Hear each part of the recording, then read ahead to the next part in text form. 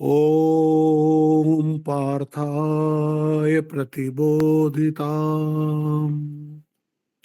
भगवताम् नारायणेन स्वयं व्यासेन ग्रथिताम् पुराणमुनिना मध्ये महाभारतम् अद्वैतामृतवर्षिणीं भगवतीम् अष्टादशाध्यायिनीम् अम्ब त्वामनुसन्दधामि भगवद्गीते भवद्वेषिणीम् वसुदेवसुतं देवं कंसचानूरमर्दनं देवकी परमानन्दं कृष्णं वन्दे जगद्गुरुम् मूकं करोति वाचालं पङ्गुं लङ्घयते गिरिं यत्कृपातमहं वन्दे परमानन्दमाधवम्।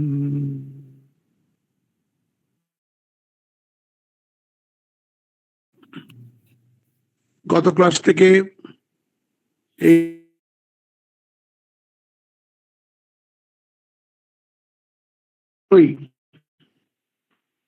এবং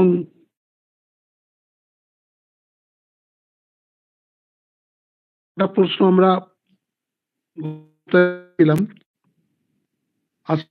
প্রশ্ন দেখছি, ভগবান 84 লক্ষ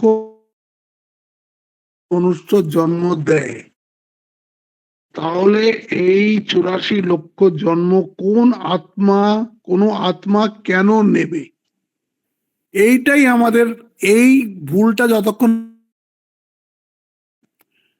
যতক্ষণ আপনি এই আত্মাকে শরীরের একটা পার্ট মনে করছেন ততক্ষণ এই ধরনের প্রশ্ন আসতে থাকবে। ওখানে আত্মা শব্দটা আপনারা সরিয়ে দিন। যখনই মনে আত্মা, সেখানে আত্মা শব্দটা সরিয়ে দিন, তার জায়গায় বলুন ভগবান। ভগবান, আত্মা, পরমাত্মা, ব্রহ্ম এক। এখন আপনি ভাবুন, ভগবানের কি করে জন্ম, কি করে ভগবানের মৃত্যু হয়? ভগবান তো তাকেই বলেন যে সব জায়গায় সব সময় সর্বত্র আছেন। আমরা তাই বলি, ব্রহ্ম সম্বন্ধেও আমরা তাই বলি। 84 লক্ষ জন্ম আত্মা নেয় না, এইটা মন থেকে একদম মুছে দিন। সমুদ্রের ঢেউয়ের কথা চিন্তা করুন। ঢেউ কি সমুদ্রের মধ্যেই উঠছে, সমুদ্রের মধ্যেই কিছুক্ষণ থাকছে, আবার সমুদ্রের মধ্যেই বিলীন হয়ে যাচ্ছে। আমরা যারা আমি আমি আমি আমি করছি, আমরা এই আত্মা সমুদ্রের মধ্যেই উঠছি, তার মধ্যেই কিছুদিন আমাদের স্থায়িত্ব হচ্ছে। কারো 50 বছর, কারো 60 বছর, কারো 70 বছর, কারো 80 বছর, কারো 90 বছর, তারপরে এর মধ্যেই আবার মিলিয়ে যাচ্ছি। সমুদ্র সব সময় আছে, ঢেউ আসছে আর যাচ্ছে। এই কথাটা যদি আপনি বুঝে যান, তাহলে আত্মা সম্বন্ধে আপনার, আত্মা আছেই। নানান রকমের ঢেউ হয় না সমুদ্রে, কত রকমের ঢেউ হয়, আমাদেরও নানান রকমের শরীর হয়। আর 84 লক্ষর কথা যখন বলছেন, তখন এটাও বলি, এই যে ডারউইনের এভলিউশন থিওরি, উনি তো ওইখান থেকেই শুরু করেছেন। ওনার এখন দেখা যাচ্ছে আমাদের শাস্ত্রে যে 84 লক্ষ দেখা যাচ্ছে প্রাণী, 84 লক্ষ রকমের প্রাণী অদ্ভুত ভাবে মিলে যাচ্ছে আজকাল। প্রায় তার কাছাকাছি ওরাও প্রাণী পেয়ে গেছে। কি করে এরা 84 লক্ষ বললো আপনি ভাবুন। এটা কিরকম এভলিউশনটা দেখুন। প্রথম যে জীব কোষটা এক্সিস্টেন্সে আসে তাকে আমরা বলি অ্যামিবা। অ্যামিবার মধ্যে প্রাণ আছে, ধুকধুক করছে, সব আছে, কিন্তু তার মাত্র একটা ইন্দ্রিয় আছে। কি ইন্দ্রিয়? স্পর্শ ইন্দ্রিয়। আপনি ওকে ছুন, ও বুঝতে পারবে। চোখও নেই, তার কানও নেই, তার নাকও নেই, কিছু তক্তা আছে শুধু। এইবার তা আস্তে আস্তে আস্তে আস্তে হাইয়ার এভলিউশন শুরু হলো। এর পরের যে কোনো প্রাণী হয়ে আসবে, সেখানে হয়তো দুটো চোখ এসে যাবে। তারপর হয়তো প্রাণী হয়ে আসবে, তখন মুখ এসে যাবে, নাক এসে যাবে, কান এসে যাবে। সবাই মানুষের মতন এত ইন্দ্রিয় নেই। এইটাই, এই যে আস্তে আস্তে আস্তে আস্তে আমরা এই যে মানুষ লেভেলে এলাম, এটা এই এভলিউশনের দ্বারা। এই অ্যামিবার থেকেই, ওই অ্যামিবাও যা, আমিও তাই। আমি একটা এভলভ স্টেট, ও একটা ইনভলভ স্টেট। ওর ওটা প্রথম প্রকাশ এই সৃষ্টিতে, আর আমার হচ্ছে একদম ফাইনাল প্রকাশ। এখন এই যে ফাইনাল প্রকাশ আর অন্য ওই প্রকাশের মধ্যে ফারাকটা কি? ওইগুলোকে সব বলে মানুষ, বাগেদের সবগুলোকে বলে ভোগ ইয়োনি। ওগুলো তো শুধু ভোগই করতে হয়, ওখানে কোনো কর্ম করার স্বাধীনতা নেই। কর্তুম অকর্তুম অন্যথা কর্তুম। জীবের সম্বন্ধে বলা হয় যে সে কোন একটা কাজকে একভাবেও করতে পারে, আরেকভাবেও করতে পারে, আবার নাও করতে পারে। কর্তুম অকর্তুম অন্যথা কর্তুম। পশুর কিন্তু ওই ফ্রিডমটা নেই, পশুকে একই কাজ করতে হবে। তো ইনস্টিংক্টের উপরে চলে। ওদের ইনস্টিংক্ট মানে কি? আহার, নিদ্রা, ভয়, মাইথুন, ব্যাস।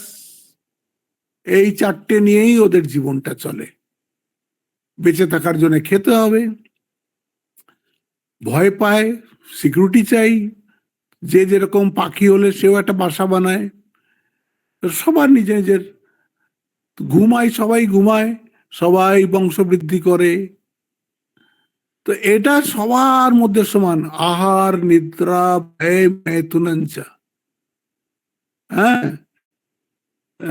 আহার, নিদ্রা, ভয়, मैथुनञ्च সামান্য মেতৎ পশুভি নরাণাম। সামান্য মেতৎ পশুভি নরাণাম। পশুর মধ্যেও আছে আর মানুষের মধ্যেও আছে। বুদ্ধি হিতেশাম অধিকো বিশেষাম। এই দেখুন, এখানে ফারাক হয়ে গেল। ভগবান সৃষ্টিকর্তা মানুষকে একটা বুদ্ধি বলে জিনিস দিয়েছে। বুদ্ধিটা কি করতে পারে? ওটা বিচার করতে পারে, কোনটা হেয় কোনটা উপাদেয় সেটা সে বিচার করতে পারে। কোন পথে যাওয়া উচিত, কোন পথে যাওয়া উচিত না, সে বিচার করতে পারে। পশু এটা পারে না, পশু এটা পারে না। এই জন্যই এই মানুষটা যে একটা বায়োলজিক্যাল ম্যান ছিল, যেও শুধু, আপনি যারা খুব সোসাইটির মধ্যেই দেখবেন যে বেশিরভাগ লোকের উদ্দেশ্য হচ্ছে এই চারটেই, আহার, নিদ্রা, ভয়, मैथुनञ्च। তখন দুঃখ করবেন না বা বলবেন না যে এই লোকটা এরকম কেন হলো। এ এখনো ইভলিউশনারি স্টেজের খুব নিচে আছে। এ খাওয়া, ভোগ, টাকা পয়সা এইসব ছাড়া আর কিচ্ছু বোঝে না। এই যে আমাদের ভক্তরা এখন বাড়ি বাড়িতে যাচ্ছে কালেকশন করতে, আমাদের সাধারণ উৎসব আসছে 6, 7, 8 ফেব্রুয়ারি, আপনারা সবাই জানেন। অনেক ভক্তরা বাড়ি বাড়ি যাচ্ছে। তারা একটা এমন গল্প শোনাচ্ছে, আমি অবাক হয়ে যাচ্ছি। হ্যাঁ, ভালো ঘর, সব কিছু আছে, হ্যাঁ, কিন্তু পয়সা দেওয়ার নামে, আরে বাবা, কত রকমের তর্ক, কত রকমের অজুহাত, কত রকমের না দেওয়ার যে ওদের বুদ্ধি, এই শুনে যাচ্ছি। তাও আমাদের ভক্তেরা সব যাচ্ছে। আর তখন আমি ওদেরকে একটাই সান্ত্বনা বাক্য দিই যে দেখুন, ঠাকুর সবার পয়সা নেন না, সবার পয়সা ঠাকুর নেন না। হ্যাঁ, এই বহরমপুরে এত লোক থাকতে পারে, সবার পয়সা ঠাকুর নেবেন না। ও যার পয়সা ঠাকুর নেওয়ার সেই দেখবেন দেবে, আর আমাদের উৎসবও ঠিক হয়ে যাবে। হ্যাঁ, ভগবানের দয়ায়, মায়ের কৃপায় সে এরকম মানুষ, সে শুধু আহার নিদ্রা ভয় মৈথুন ছাড়া কিচ্ছু বোঝে না। তো তাকে আপনি কি করে বোঝাবেন? সে আস্তে আস্তে আস্তে আস্তে যখন কত জন্ম লাগবে জানি না, যখন সে বুঝবে যে না না এই মানুষের এই যে বারবার এই যে আসা যাওয়া, একইভাবে বাবা সাজা, একইভাবে মা সাজা, একইভাবে পুত্র উৎপাদন করা, এর বাইরে কিছু একটা আছে, এইটুকু মানুষের জীবন হতে পারে না, এইটুকুতে মানুষের জীবন লিমিটেড হতে পারে না। তার মনে কখনো আসবে এই জিজ্ঞাসাটা, এই জিজ্ঞাসা আসার পরে তখন তো চেষ্টা করবে উত্তর খোঁজার, তখন আস্তে আস্তে আস্তে আস্তে এই পথে আসবে। এই জন্যে এইটা মনে করে নেবেন, 84 লক্ষর মধ্যে মানুষ ছাড়া সবগুলোই হচ্ছে ভোগ ইয়োনি। ওরা এভলিউশনের পথে আস্তে আস্তে আস্তে আস্তে ওঠে। হ্যাঁ, ওটা ন্যাচুরাল প্রসেসে ওঠে, যেরকম ডারউইন বলেছে ন্যাচুরাল সিলেকশন। কিন্তু ডারউইন এইটা বোঝাতে পারেননি যে মানুষের পর কি, মানুষ তো হয়ে গেল, মানুষ তো হয়ে গেল, এবার কি তোমার কি প্রগতি ওখানে রুকে যাবে? না, রুকবে না। সে একটা মহামানুষ হবে, সে নিজেকে জানতে পারবে, আর যেই নিজেকে জানতে পারবে, এই যে এভলিউশন, সেটাকেই স্বামীজি বলছেন তারপরে ইনভলিউশন। মানে যে স্টেট থেকে উনি এসেছিলেন, কোন স্টেট থেকে এসেছিলেন, সেই ভগবান থেকেই আমাদের সবার উৎপত্তি, আবার ভগবানের মধ্যে মিলিয়ে যাওয়া। যতক্ষণ আমরা ভগবানের মধ্যে মিলিয়ে না যাচ্ছি, আমাদের এই হয়তো মানুষ হয়েই আমাদের কত জন্ম নিতে হবে। যখন আমার আত্মজ্ঞান হয়ে যাবে, আমি যখন জেনে যাব যে আমি তো ভগবানই, হ্যাঁ, অহম ব্রহ্মাস্মি, তখন বাস আমার যাওয়া আসা শেষ হয়ে যাবে। ওই জন্য যেখানেই আত্মা শব্দটা আসছে আপনাদের কনফিউশন এই জন্য হচ্ছে, আপনি ভাবছেন is a part of body, শরীরের মধ্যে বোধহয় কোনো একটা word, either is a part, nor product, nor property of this body. It's a complete separate entity which though resides in the body, but it is not confined by the boundaries of the body. আত্মা শুধু শরীরের মধ্যেই নেই, শরীরের বাইরেও এর ব্যাপ্তি বিশ্ব ব্রহ্মাণ্ড জুড়ে। তারপরে বলছে শরীরের মৃত্যুর সাথে এর মৃত্যু নেই। ওই শ্লোকগুলো মুখস্থ করুন, দেখবেন আপনার অনেক ডাউট চলে যাবে। দ্বিতীয় অধ্যায়ের 11 নম্বর শ্লোক থেকে নিয়ে 30 নম্বর শ্লোক অব্দি, যেখান থেকে ভগবান প্রথম বলছেন, ওখানে সর্বোচ্চ জ্ঞানটা দিয়ে দিয়েছেন। প্রজ্ঞাবাদাংশ ভাষাসে, এইখান থেকে যে শুরু হয়ে যে 30 নম্বর শ্লোক অব্দি, এটাই হচ্ছে আত্মজ্ঞান। তারপরে 8টা শ্লোকে উনি অন্য কথা বলেছেন, এথিক্যাল দিক থেকে ওকে যুদ্ধ করার কথা বলেছেন, তারপরে সাংসারিক দিক থেকে কেন ওকে যুদ্ধ করতে হয় তা বলেছেন। তারপরে 39 নম্বর সাংখ্যে বুদ্ধি যোগে তোমাম শ্রেণু, এই যে তোমাকে এতক্ষণ আমি জ্ঞানের কথা বললাম, এই জ্ঞান তো তুমি সহজে পাবে না, জ্ঞানের জন্য তোমাকে অধিকারী হতে হবে। কিভাবে অধিকারী হব? কর্ম করতে হবে। একজন এখানেই আগে প্রশ্ন করেছেন যে জ্ঞান আর কর্মের মধ্যে কোনটা প্রথমে? প্রথমে তো আমাদের এইটা বুঝতেই পেরে গেলাম যে আমি এই শরীর মাত্র নয়। আপনি যখনই বিচার করবেন চুপচাপ বসে, তখন দেখবেন আপনি তো আলাদা। না তো আপনি নিজের 5 বছরের ছবিটাকে দেখেও বলছেন আমি, 25 বছরের ছবিটাকেও দেখেও বলছেন আপনি আমি, 15 বছরের ছবিটাকে দেখেও আপনি বলছেন আমি। 5, 15, 25 কোনটা বাইরের লোককে দেখালে সে কি বলবে? এই 3জন লোকের ছবি। আপনি কি বলবেন? এই 3টেই আমার ছবি। মানে কি হলো? আমি বদলাচ্ছে না, শরীরটাই তো শুধু বদলাচ্ছে। যখন আমি বদলাচ্ছে না, শরীরটাই বদলাচ্ছে, তখন তো পরিষ্কার বুঝতেই পারছি আমি শরীর নয়। আমরা কেউ মারা গেলে, আমাদের বাবা মা মারা গেলে কি বলি? বাবা বৈকুণ্ঠে চলে গেছেন, বাবা চলে গেছেন, তো বাবা চলে গেছেন, শরীরটা তো এখানেই পড়ে আছে, তো গেলটা কে? গেলটা কে এতে? আর যদি গেলই তো দেখা গেল না কেন? আর বাবা যদি আত্মা হন, তাহলে আমিও আত্মা। বাবা যদি ভগবানের একটা পার্ট হন, ওটা তো শরীর, ভেতরে তো ভগবান ছিলেন, ভগবান বেরিয়ে গেছেন এখন, তাহলে আমিও এটা শরীর, আমার ভেতরেও ভগবান রয়েছেন। আমিও যখন চলে যাব, ভগবান আবার চলে যাবেন। কোথায় যাবেন? এই সৃষ্টিতেই থাকবেন। ভগবান ছাড়া তো আর কিছু নেই, আছে না? তদেব সৃষ্টা তদ অনুপ্রাবশিত, এতে আছে। উপনিষদের একটা মন্ত্র আছে ছান্দোগ্যে, যে তিনি এই সমস্ত সৃষ্টি করে এর মধ্যে উনি প্রবেশ করে গেলেন।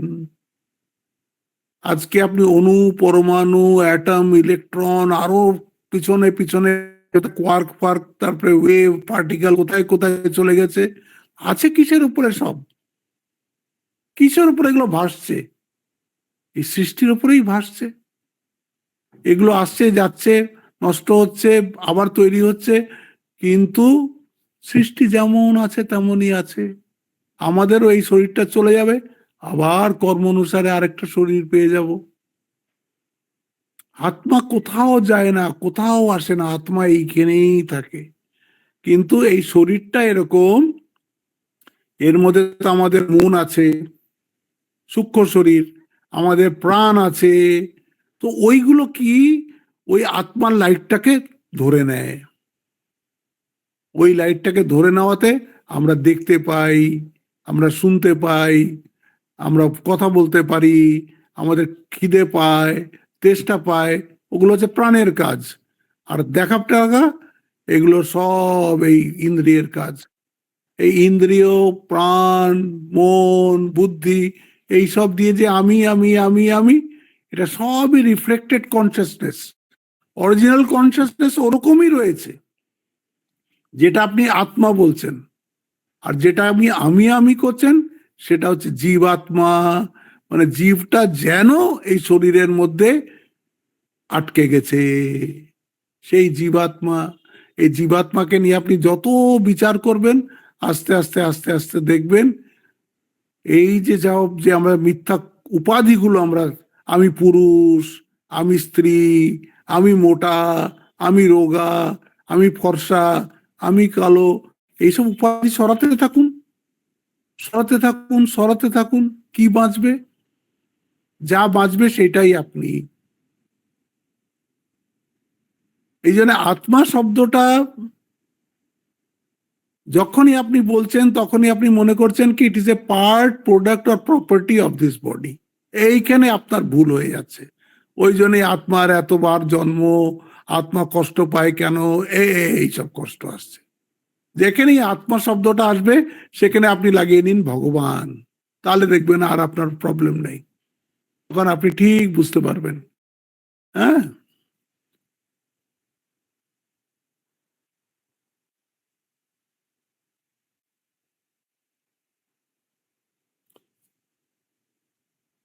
মনুষ্য জন্ম না হলে আত্মার বিকাশ কোন আত্মা ঘটাবে কেমন করে? এই দেখুন, আত্মাটা বা যেটাই আপনার ভেতরে, যে জ্ঞান জ্ঞান রূপ যে তত্ত্বটা যে আপনার ভেতরে আছে, এটা অনেকগুলো অজ্ঞানের চাদর দ্বারা মোড়া। সামান্য সামান্য লাইট ওর মধ্যে দিয়ে বেরোচ্ছে, সেটা দিয়ে আপনি ভাবছেন, বলছেন, সব যা কিছু করছেন। কিন্তু যত আপনার এই অজ্ঞানের চাদরগুলো আস্তে আস্তে আস্তে আস্তে একটার পর একটা আপনি ধুতে থাকবেন, মুছতে থাকবেন, আত্মা নিজেই প্রকাশ হবে। ওই যে ছিল না, ওই যে ধূমে না ব্রিয়তে বন্নি যথাদর্শো মলেন চ यथोल्बेन वितो गर्भ तेने देना अमृतम, তেনা আত্মা অমৃতম। বলছে এই আত্মার উপরে দেখো কত রকমের পর্দা পড়ে আছে। বলছে কারুর পর্দাটা খুব হালকা, সামান্য জ্ঞানেই চলে যায়। তৃতীয় অধ্যায়ের শেষে আসে ওখানে, সামান্য জ্ঞানেই সেই যেন একটা ধোঁয়ার উপরে একটু, একটা আগুনের উপরে একটু ধোঁয়া রয়েছে, একটু ফু দিলেন, ধোঁয়া চলে গেল, আর আগুন দাউ দাউ করে জ্বলতে লেগে গেল। यथा, তারপর বলছে ধূমে না ব্রিয়তে বহ্নি, ধূমে না আব্রিয়তে বহ্নি, যেন ধূম দ্বারা বহ্নি আবৃত রয়েছে। यथो, তারপরে বলছে यथादर्श মলেনাচা, আদর্শ বলে আয়নাকে, আয়নার উপরে ধরুন প্রচুর ধুলো জমে আছে, আপনি মুখ দেখতে গেলেন কিছুই দেখতে পাচ্ছেন না, এত ধুলো। আপনি যখন খুব ওটাকে কাপড় দিয়ে ভালো করে পরিষ্কার করবেন ধুলোটাকে, আপনার মুখ একদম স্বচ্ছ দেখা যাবে। তো যাদের ওর থেকে মোটা অজ্ঞানের চামড়াটা, অজ্ঞানের কম্বলটা ধরুন, সেটা একটু চেষ্টা করতে হবে, তাহলে পরে আপনার মুখ আপনি দেখতে পাবেন। আর একটা বলছে ইয়েথোল বেনা ভিতর গর্ভ, পেটের মধ্যে যখন বাচ্চা থাকে তখন একটা মেমব্রেন দিয়ে ওটা আবৃত থাকে, ওটা ফু মারলেও যাবে না, ওটা ঘষলেও যাবে না, মাতৃগর্ভ থেকে বেরোবে তখন ওই মেমব্রেন থেকে ওটা নিজেই পেটের মধ্যে, এটার জন্য টাইম লাগবে। এরকম নানান রকমের মানুষ আছে। কার কখন আত্মার বিকাশ কে ঘটাতে চাইবে তার অজ্ঞানের উপরে ডিপেন্ড করছে। যার অজ্ঞান খুব কম হয়ে এসছে তার খুব তাড়াতাড়ি হবে, যার অজ্ঞান খুব মোটা তার ওরকম অপেক্ষা করতে হবে। কোনো একটা জীবনে হয়তো ঘটনা ঘটবে, কখনো একটা কিছু হবে, তখন কি ওর মনটা হয়তো এদিকে ফিরবে, কিছু কিছু হতে পারে। কখনো মহাপুরুষের সঙ্গ লাভ হয়ে গেল, তাতে হয়তো মনটা একটু ঘুরে গেল, এরকম হতে পারে। এই জন্যে এই তিনটা মনে রাখতে হবে যে এই অজ্ঞানের যে পর্দাটা আছে সেটা কারুর পাতলা, কারুর আরো মোটা, কারুর ভীষণ মোটা। এটা বিভিন্ন কর্মের দ্বারা এটা যায়, কারুর সামান্য কর্মেই যায়, কারুর একটু বেশি কর্ম করতে হয়। আর কারুকে বলে না, ওই যে ঠাকুরের গল্প আছে না, যে বাচ্চা বলছে আমার পায়খানা পেলে তুমি আমাকে তুলে দিও মা, মা বলছে আমাকে আর তুলতে হবে না, মাই তো পায়খানাই তোকে তুলে দেবে। তো কারুর কারুর ওই রকম সংসারে থাকতে থাকতে ধাক্কা খেতে খেতে চতুর্দিকে ধাক্কা খেয়েও তো মানুষের চেতনা হয় না, তাও তো বারবার সংসারের মধ্যে সুখ খুঁজতে যায়। কিন্তু এক সময় হবে, যখন হবে তখন সে আত্মবিকাশ চেষ্টা করবে, নিজেকে আরো উপরে নিয়ে যাওয়ার, যে আমি এখন সত্যিকারের মানুষ হয়ে কেবল জীবন কাটাতে চাই। যখন আপনি এরকম করবেন তখন মহাপুরুষের জুটবে, ভালো এরকম কি বলে যারা অ্যাডভাইস দেয় সেরকম লোকও জুটবে, আর ভগবানের কৃপাও জুটবে, তখন আপনি আস্তে আস্তে উপরে উঠে যাবেন। এই হলো মৃত্যুর পর মুক্তিপ্রাপ্ত আত্মার কি কোনো স্খলন হয় না? এই আবার ওই একটাই কথা, আত্মার জায়গায় ভগবান লাগান, তাহলে আপনি উত্তর পেয়ে যাবেন। মৃত্যুর পর ভগবানের কি কোনো স্খলন হয়? বলুন, হয় না। তাহলে আত্মার উপর স্খলন হবে না। যেখানেই বলছি আত্মা কথাটা আসছে সেখানেই আপনি ভগবান লাগিয়ে নিন, আপনি নিজেই তার উত্তরটা পেয়ে যাবেন। এই উত্তর, এটাই আমি ভগবান লাগিয়ে দিচ্ছি। মৃত্যুর পর মুক্তিপ্রাপ্ত ভগবান কি কোনো স্খলন হয়? ভগবানের কি কোনো স্খলন হয়? আপনি কি বলবেন? না, হয় না। ভগবানের আবার কি স্খলন হবে? দেখছেন কত সোজা হয়ে গেল। একটা আপনি শব্দ চেঞ্জ করে দেওয়াতে আপনার আত্মা সম্বন্ধে সমস্ত ধারণাটা পরিষ্কার হয়ে গেল। আত্মা না বলে ওখানে ভগবান বলুন। ভক্তের হচ্ছে ভগবান, যখন একটা ভক্ত বলা হবে তার জন্য হয়ে গেল ভগবান। যোগী যখন হবে তখন তার জন্য বলা হবে আত্মা, সেই ভগবানকেই। আবার সেই যখন জ্ঞান হবে তখন তাকেই বলা হবে পরমাত্মা বা ব্রহ্ম। ভগবান বলুন, পরমাত্মা বলুন, আত্মা বলুন, ব্রহ্ম বলুন, সব একই তত্ত্বের বিভিন্ন নাম, বিভিন্ন কনটেক্সট থেকে। যেরকম একটা বাচ্চা নিজের মাকে বলবে মা, কিন্তু ওই মায়ের যে ভাই, সে তো আর মা বলবে না, সে তাকে বলবে বোন কি দিদি। দেখছেন, সে একই মহিলা, কেউ মা বলছে, কেউ দিদি বলছে, আর তার মা বোধহয় একে মেয়ে বলবে, সে একই মেয়ে। ওই রকমই ওই একই আত্মার নাম হচ্ছে ভগবান, একই নাম আত্মার নাম হচ্ছে পরমাত্মা, একই নাম আত্মার নাম হচ্ছে ব্রহ্ম। তো ব্রহ্মর কি করে স্খলন হবে, আত্মার কি করে স্খলন হবে, ভগবানের কি করে স্খলন হবে? আর হবে না। হুম।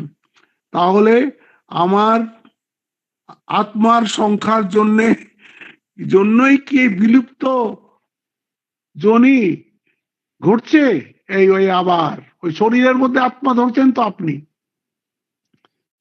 কোথায় কি বলে বিলুপ্ত ঘটছে? এদিকে কমছে তো ওদিকে তো বাড়ছে। সমুদ্রের ঢেউ কেউ গুনতে পেরেছে? বলুন, সমুদ্রের ঢেউ কেউ গুনতে পেরেছে? আপনি সৃষ্টির মধ্যে কতটুকু জানেন, কতটুকুর আপনি হিসাব রাখেন? হ্যাঁ, সমুদ্রের মধ্যে যে কত ঢেউ উঠেছে আপনি কি করে জানবেন? সেটা যে শুধু মানুষের শরীর তা তো নয়, আরো তো বহু বহু বহু রকমের তো শরীর রয়েছে। ওইভাবে ওটা এগুলো অ্যাকচুয়ালি প্রশ্নই হয় না। প্রশ্ন তখনই হয়ে যাচ্ছে যখন কি আপনি আত্মাকে you are thinking as a part of the body, whereas it is not. শরীরের পার্ট নয়, শরীরটা আত্মার মধ্যে ভাসছে, আত্মা সমুদ্রের মধ্যেই শরীর গুলো ভাসছে।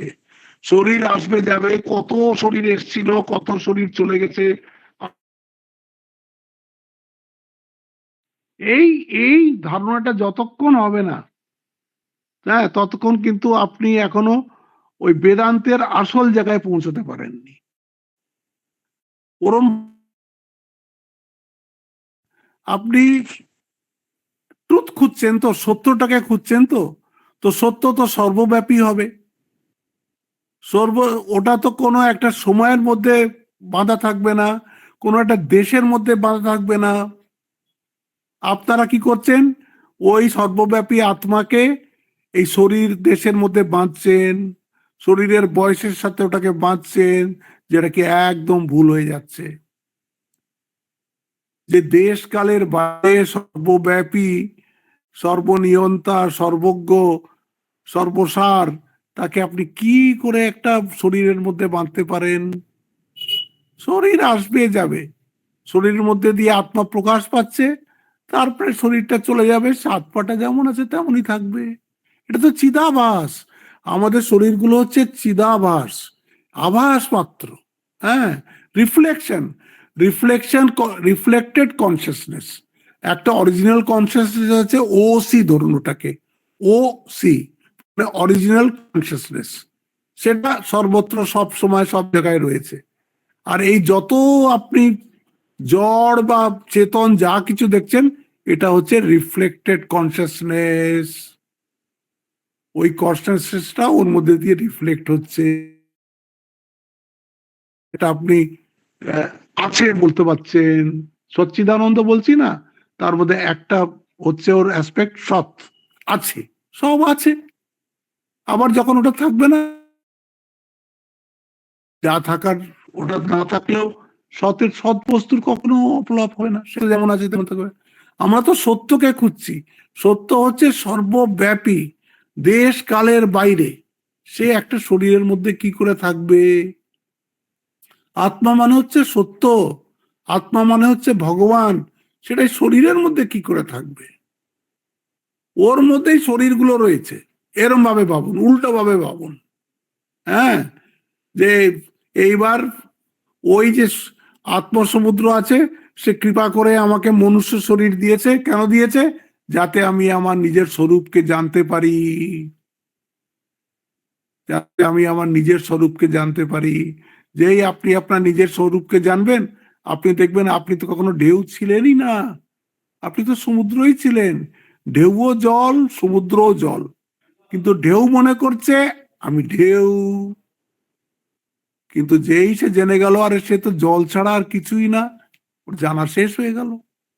অনেকগুলো গয়না পড়ে আছে, কেউ বলছে আমি দুল, কেউ বলছে আমি হার, কেউ বলছে আমি বালা। যখন সে জেনে গেল যে আমি তো সোনা ছাড়া আর কিছুই না, জানা হয়ে গেল তার। কাঠের অনেকগুলো ফার্নিচার পড়ে আছে, কেউ বলছে আমি টেবিল, কেউ বলছে আমি চেয়ার। সেই জেনে গেল সে যে আমি কাঠ ছাড়া আর কিছুই না, তার সব জানা হয়ে গেল। এইরকম জানাটা হচ্ছে আসল। আমরা সবাই তো সত্যকে জানতে চাই। সত্য মানেই হচ্ছে আত্মা, সত্য মানেই হচ্ছে ভগবান। তাই জন্য ঠাকুর বারবার ওই আত্মা কথাটা না ব্যবহার করে বলছেন ভগবান লাভই জীবনের উদ্দেশ্য, বা ঈশ্বর লাভই জীবনের উদ্দেশ্য। এই কথাটা বারবার উচ্চারণ করেছেন, কারণ সাধারণ ভক্ত তো ওদের কাছে আর এসব আত্মা টাত্মার কথা বলেননি। আত্মা বললে আবার একটা নতুন কনফিউশন লেগে যাবে, যেরকম আপনাদের লেগে গেছে। যেহেতু আমরা গীতা পড়ছি, এই জন্য আমাদের কাছে এই আত্মা শব্দটা বারবার বারবার আসছে। 9 নম্বর প্রশ্ন, মানুষের মধ্যে যে পশুবৎ আচরণ, সেটা কি পূর্বজন্মের? অবশ্যই। এই দেখুন কিরম করে হ্যাবিট বলি তো আমরা। হ্যাবিট, হ্যাবিট মানে কি? যেটা বারবার করে করে করে করে করে করে আমার স্বভাবের মধ্যে এসে গেছে, ওটাকে আমরা বলি হ্যাবিট। এইচটাকে সরিয়ে দিন, তাহলে কি হলো? এ বিট, মানে তাও কিছুটা রয়ে গেল। এটাকে সরিয়ে দিন, তাও বিট, তাও রয়ে গেল। বিটাকে সরিয়ে দিন, ইট, তাও রয়ে গেল। এবার টিটাকে সরিয়ে দিন, কি রয়ে গেল? আই। তো যতক্ষণ আই আছে ততক্ষণ তো আমাদের স্বভাব টভাব সব ওই চলছে চলছে চলছে। এই যে আমি মরিলেই গুছিবে সব জঞ্জাল, ঠাকুর বলে দিয়েছেন। এই আমিকে জানতে গেলেই সব জঞ্জাল ঘুচে যাবে। আমি জানলেই আমি মরে যাবে, আমিকে ঠিক ঠিক জানলেই। আর নয় তো হ্যাবিট তো এটা করে করে করে করে আমাদের একটা কিছু কিছু কাজ এ করে করে করে করে হ্যাবিট হয়ে গেছে। আর এমন হ্যাবিট হয়ে গেছে আমরা এটাও বলতে শুনি, এইটা ছাড়া আমার চলবেই না, এইটা ছাড়া আমি বাঁচবই না। হ্যাবিট, সবই হ্যাবিট। কিন্তু যায়, চেষ্টা করলে যায়, আস্তে আস্তে আস্তে আস্তে খারাপ হ্যাবিট গিয়ে ভালো হ্যাবিটও আসতে পারে, সব রকম হতে পারে। এইখানেই মানুষের গ্লোরি, এইখানেই মানুষ পশুর থেকে আলাদা। পশু পারে না, পশুকে ওই ইনস্টিংক্টের মধ্যেই থাকতে হয়। কিন্তু মানুষ, সে চাইলে না আমি আর পশুবৎ জীবন যাপন করব না, আমি মানুষের মতন বাঁচব। আমার মধ্যে ভালোবাসা থাকবে, আমার মধ্যে পরোপকার থাকবে, আমার মধ্যে প্রেম থাকবে, আমার মধ্যে সহানুভূতি থাকবে। এই সব গুণ আমার মধ্যে থাকে, তাহলেই আপনি মানুষ। ব্যাস, এই তো আর কি, নিঃস্বার্থপরতা এইসব। একজন প্রশ্ন করেছেন শ্রীমদ্ ভগবত গীতার পুরো অর্থ কি? বাহ, এটা আমি বলেছিলাম, প্রথম দিকে বলেছিলাম, তো তখন বোধহয় আপনারা ক্লাস, যিনি প্রশ্ন করেছেন তিনি বোধহয় ক্লাসে ছিলেন না বা তখন জয়েন করেননি। গীতা মানে হচ্ছে যেটা গীত হয়েছে, যেটা গাওয়া হয়েছে, এটাকে বলে গীত। গীতকে সে গীতা, যেটা গাওয়া হয়েছে। কার দ্বারা গাওয়া হয়েছে? ভগবানের দ্বারা গাওয়া হয়েছে। তো ভগবত গীতা। ভগবত গীতার মধ্যে শ্রীমৎ কেন লাগিয়েছে? শ্রী লাগিয়েছে মানে শ্রী সম্পন্ন, শ্রীর সাথে ওর মধ্যে অনেকগুলো আরো শব্দ আছে।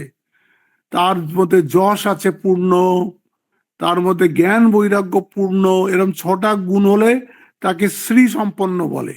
এই যে আমরা সবাই নামের সাথে শ্রী লাগাই না, শ্রী মানে হচ্ছে ইউ জেন্টলম্যান। শ্রী বলি বা ওদিকে শ্রীমতী বলি, তার মানেই হচ্ছে you are having all the good virtues. যত ভালো গুণ সবগুলো আপনার মধ্যে আছে। আর যার মধ্যে সম্পূর্ণভাবে আছে সে হয়ে গেল শ্রীমৎ। শ্রীমৎ মানে ভগবানের জন্য বলা হয় যে ভগবান তো স্বয়ং সম্পূর্ণ, তার মধ্যে তো সমস্ত গুণ ভরপুর রয়েছে।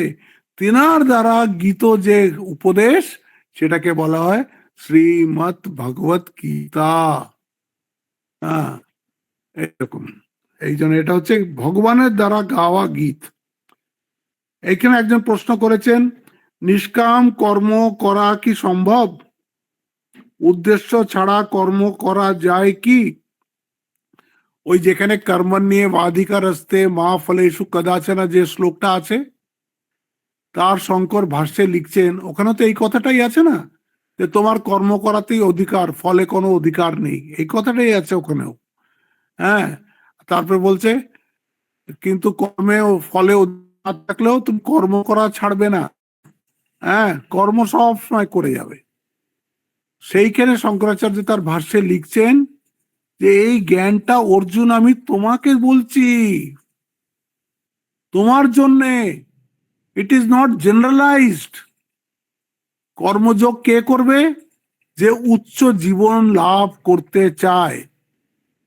যারা সামান্য পেটি একদম ক্ষুদ্র জীবন যাপন করতে চায় তারা করুক না, উদ্দেশ্য নিয়ে কর্ম করতে থাকুক। আপনাকে একটা উদাহরণ দিয়ে দিচ্ছি। এই অনেকে আমাদের শ্রোতার মধ্যে অনেকে হয়তো টিচার আছে, অনেক টিচার আছে।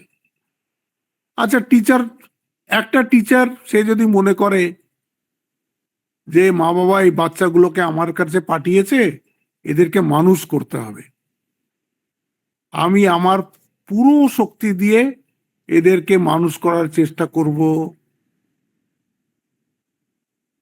আর একটা টিচার মনে করছে, আরে এখানে কেন আমি এত খাটবো, এত খাটার কি দরকার আছে, এখানে তো আমি সরকারের থেকে পয়সা পাবোই, ইনক্রিমেন্টও পাবোই, রিটায়ার হলে পেনশনও পাবোই, কোন রকমের টাইম পাস করে দিই, ও ছেলেরা নিজের নিজের টিউশনে সব পড়ে টড়ে নেবে, বুঝে নেবে।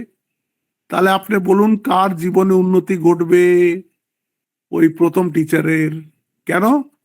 সে এই কর্মটাকেই অন্যভাবে দেখেছে, সে এতজনের কল্যাণের মধ্যে নিজের কল্যাণ দেখছে, তো তার উন্নতি হবে। আর এই যে মানুষটা, এই যে অর্থতন্ত্র, এ শুধু পয়সার দিকেই যার খেয়াল, কি ভোগের দিকেই যার শুধু খেয়াল, এইবার মাইনেটা পেলে এই এই এই জিনিস কিনবো, এই করব, তো করো। তো এই জন্যে যাদের জীবনে উচ্চ আদর্শ আছে তাদের জন্যই নিষ্কাম কর্মযোগ। বাকি লোকেরা তো সকাম কর্মই করবে, তারা তো উদ্দেশ্য ছাড়া কাজ করতেই পারবে না। আবার অনেকে এরকমও আছে, কাজ করবে না, মাইনেটা যেন সে ঠিক মতন পায়, আরো যেন বেশি পায়। এগুলো কি বলবেন? এদের কখন ডেভেলপমেন্ট হবে? কখনো হবে না। যাদের জীবনে উন্নতি করার ইচ্ছে আছে, আমি একটা মানুষের মতন মানুষ হব, তখন সে তার মনে নিষ্কাম কর্মের কথা আসবে, যে এই বাচ্চাগুলোকে মানুষ করার ভার তো ওর মা বাবা দিয়েছে আমাদের উপরে। আমরা তো টিচার, সে প্রাইভেট স্কুলই হন আর সরকারি স্কুলই হন, কিছু তো আপনি স্যালারি পাচ্ছেন, কিছু তো একটা পাচ্ছেন পারিতোষিক, পারিশ্রমিক। আপনি আপনার ডিউটি করুন। আর সেটা না করে যদি আপনি ডিউটিতে ফাঁকি দেন, তাহলেও আপনি মাইনে পাবেন, কিন্তু জীবন যেখানকার সেখানেই দাঁড়িয়ে থাকবে, আর কিছুই হবে না। কিন্তু এই মানুষটা যে এই কর্মটাকেই পুজো হিসেবে ধরেছে, কর্মটাকে দায়িত্ব হিসেবে ধরেছে, সে আস্তে আস্তে একটা ভালো মানুষ হবে। আজকে সমস্ত গ্রুপে আমি পাঠিয়েছি স্বামীজির একটা স্বদেশ মন্ত্র, তাতে বলছেন যে মা আমাকে মানুষ করো। মানুষ যদি আমরা সত্যিকারের হতে পারি, তাহলে আমরা দেশের জন্যও কিছু করতে পারবো, দশের জন্যও কিছু করতে পারবো, সবার জন্য আমি কিছু করতে পারবো। আর মানুষ না হলে কারোর জন্যই কিছু করতে পারবো না। একদিন ইনকগনিটো এসছি, ইনকগনিটোই চলে যাব, কেউ জানতেও পারবে না একজন লোক, একটা প্রাণী এরকম এসছিল, সে চলে গেছে। এই জন্যে স্বামীজি বলছেন না, যখন এসছে তখন একটা দাগ ছেড়ে যাও, leave a mark behind you. তো কর্মযোগ কারা করে? যারা একটা জীবনে মার্ক ছেড়ে যেতে চায়। এর মধ্যেই আপনাদের শ্রোতাদের মধ্যে কত আছে তারা সব গৃহবধূও, কেউ শিক্ষিকা, কেউ অন্য কোনো কাজ করে, কিন্তু তার সাথেও তারা নানান রকম ভালো কাজের সঙ্গে যুক্ত আছেন। কত আছে এর মধ্যে, আর কিছু আছে তারা কিছুই করে না। তো গীতা শুনে যদি জীবনে ট্রান্সফরমেশন না আসে, এই নিষ্কাম কর্মের যদি ইচ্ছা না আসে, নিজের উন্নতির ইচ্ছা না আসে, তাহলে তার জন্য গীতার প্রয়োজন নেই। এটা তার জন্য যার মধ্যে অর্জুনা ডিজিজ আছে, আর অর্জুনের মধ্যে বিষাদ হয়েছে যে এই জীবনের সঙ্গে সন্তুষ্ট নয়, তাদের জন্য গীতা। এটা তো একটা শাস্ত্র, এটা তো আমাদের আয়না। এই জন্য এটা বুঝতে হবে। শম্পা, আজকে টাইম হয়ে গেছে। শম্পা, হ্যাঁ মহারাজ, আজকে সময় হয়ে গেছে 9:30। আজকে সময় হয়ে গেছে, আরো কটাগুলো প্রশ্ন থাকলো ওটা কালকে হয়ে যাবে, ঠিক আছে? ঠিক ঠিক আছে। ওম শান্তি শান্তি শান্তি। হরি ওম তৎসৎ।